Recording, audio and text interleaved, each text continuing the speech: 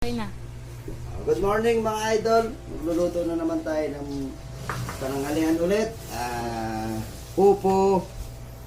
Ginayat-gayat ko na kasi matagal igayat yan. Tapos kamatis, sibuyas, bawang, tapos hipon mga idol. Isasahog ko. Ano lang yan, tsaka kalating kilong karni ng baboy yan mga idol. Igigisa na natin. Bubuksan ko na yung bagong butane. Oh, paano babuksan to? Yan, mga idol. Tignan mo. Ito na, ang lakas. Sira yata yun. Lakas ng apoy. Bagong butane yan. Kabibili lang namin. Kasi nasira yung lumang butane. Di ba kulay-kulay yung nakikita nyo sa video? Ngayon ay kulay itim na siya. Mura lang naman yan. Ito. Igigisa ko na mga idol. Kasamahan natin ng konting Knorr pork cubes. Ang ano ko, tapos patis. Patis ang panglasa. Yan mga idol. Lagyan ko na ng mantika.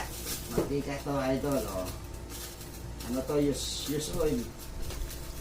Use oil yan. Dahil hindi kami nakabiling bago mantika.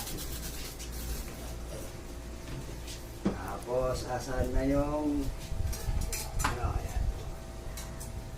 Igigisa ko muna yung bawang sibuyas. Iba pa nga ito, di ba? Anong unahin natin? Sibuyas, bawang. Paghaluin na natin lahat. Ayan.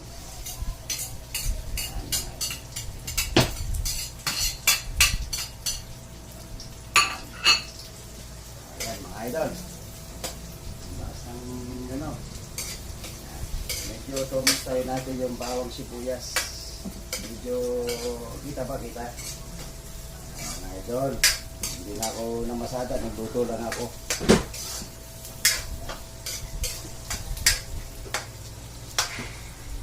Ayan o. Ayan mga idol o. Ayan o.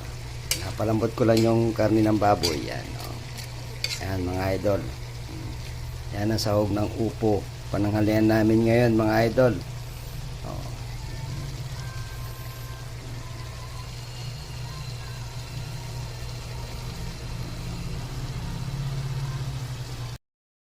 Ayan, kumukulo na mga idol. Oh, ayan na, malapit na maluto. Pinapalambot ko na lang yung upo. Walang kung malambot na yung baboy. Yung karni ng baboy. Ayan na, kumukulo-kulo na mga idol. Pagkaluto niya, kakain na.